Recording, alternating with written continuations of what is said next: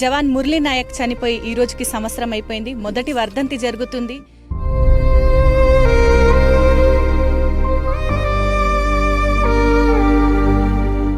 జై మురళీ నాయక్, వీర జవాన్ మురళీ నాయక్ की, వీర జవాన్ మురళీ నాయక్ की। तेरी मिट्टी में मिल जावा, गुल बन के मैं खिल जावा।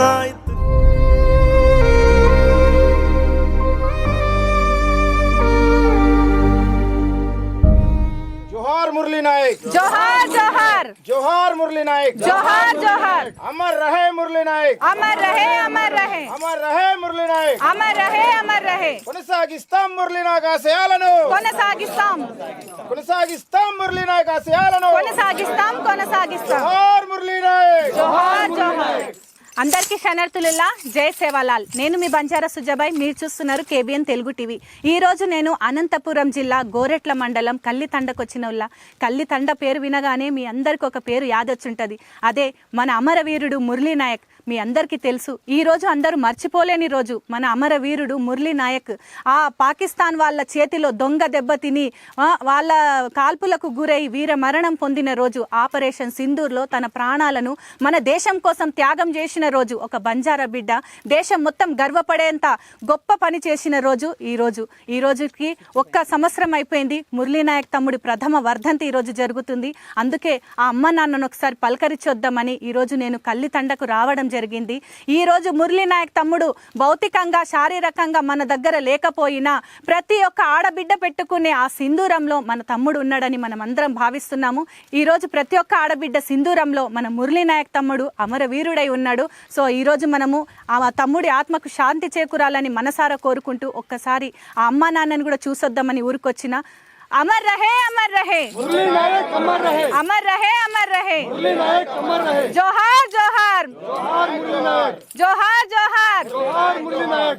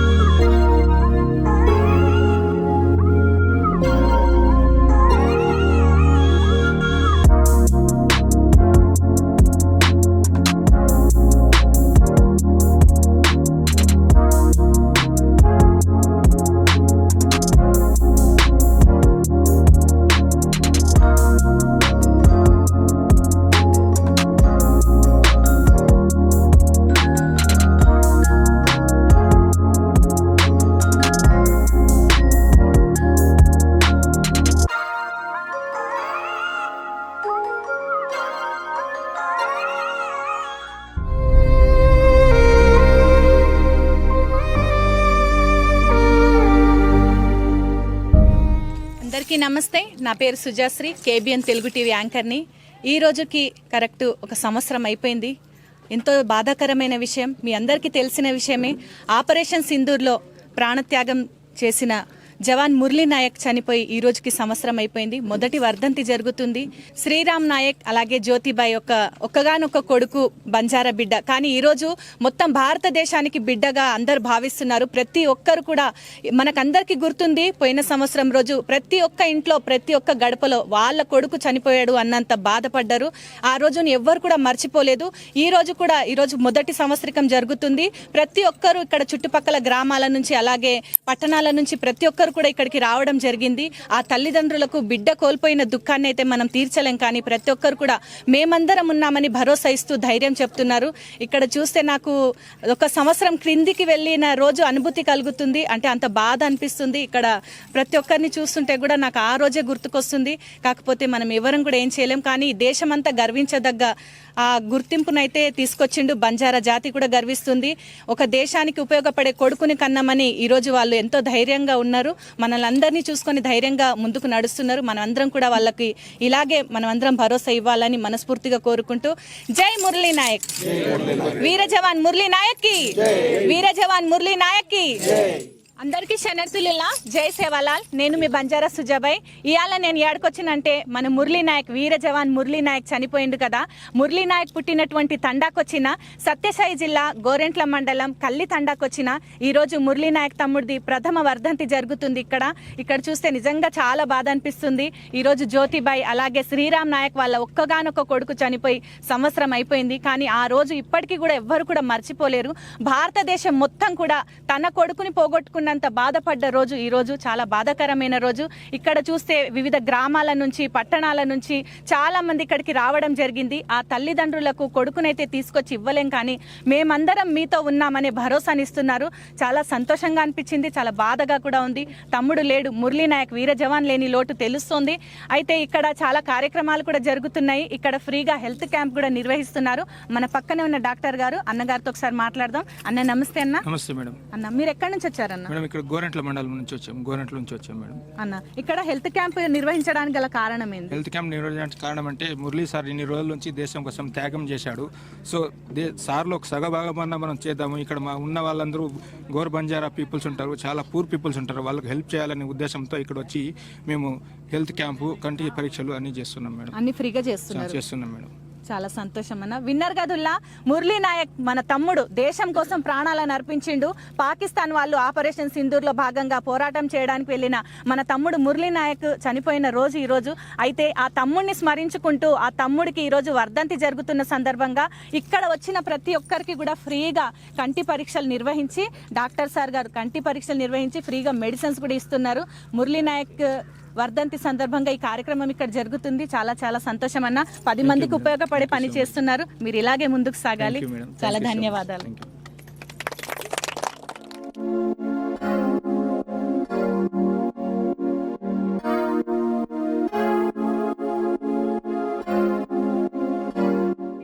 కృష్ణవేణి మేడం ఏం చేస్తున్నారు మేడం ఇదంతా? మ్యామ్ ఇక్కడ మేము బ్లడ్ క్యాంప్ అరేంజ్ చేసుకున్నాము. Blood camp? అవును. మురళీ నాయక్ది 1 year అయింది కదా, వాళ్ళు నేను ఇంకా అరేంజ్ చేసుకున్నాం. అరేంజ్ చేసింది. మార్నింగ్ నుంచి వస్తున్నారా మేడం? సర్లే మ్యామ్, వస్తున్నారు, బాగానే వస్తున్నారు. ఇది ఇక్కడ అరేంజ్ చేయడానికి కారణం ఏంటి? అంటే మీ అసోసియేషన్ వాళ్ళు పంపినరా ఎట్లా? అసోసియేషన్ వాళ్ళకి ఇక్కడ ఇంకా పీపుల్ చెప్తే వచ్చినాం సార్. చూసిండ్రు గదుల్లా, ఈరోజు వీర జవాన్ మురళీ నాయక్ లేకపోయినా కూడా ఇక్కడ అనేక సేవా కార్యక్రమాలు, బ్లడ్ టెస్టులు, అలాగే కంటి పరీక్షలు, ఫ్రీగా హెల్త్ క్యాంపు అన్ని నిర్వహిస్తున్నారు. మనం ఇచ్చే ఒక్క చుక్క రక్తం కూడా ఒక మనిషి నిండు ప్రాణాన్ని కాపాడుతుంది కదా. అందుకనే రెడ్ క్రాస్ వాళ్ళు ఇక్కడ ఈ క్యాంప్ని నిర్వహించడం జరిగింది. వీలైనంత మనం అందరం కూడా రక్తదానం చేద్దాం, ఒక నిండు ప్రాణాన్ని కాపాడుదాం. అందరికీ నమస్తే.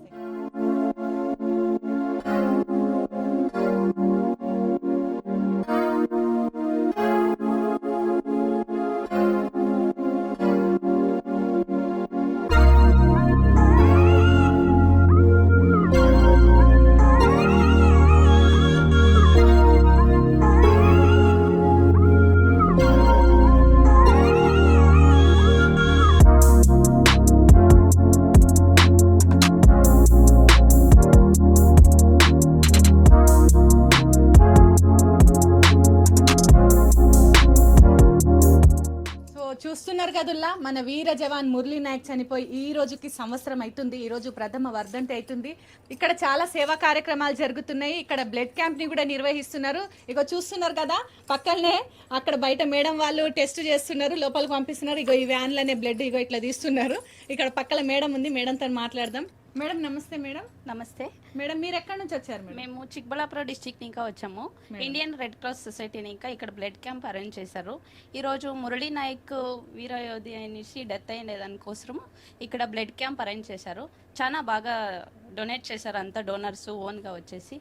సో చాలా ఖుషి అవుతుంది ఇక్కడ వచ్చేదానికి. చాలా చాలా థ్యాంక్ యూ మేడం. ఇక్కడ బ్లడ్ క్యాంప్ ని నిర్వహిస్తున్నారు, ఎందరో ప్రాణాలను కాపాడే ప్రయత్నం చేస్తున్నారు. చాలా చాలా ధన్యవాదాలు.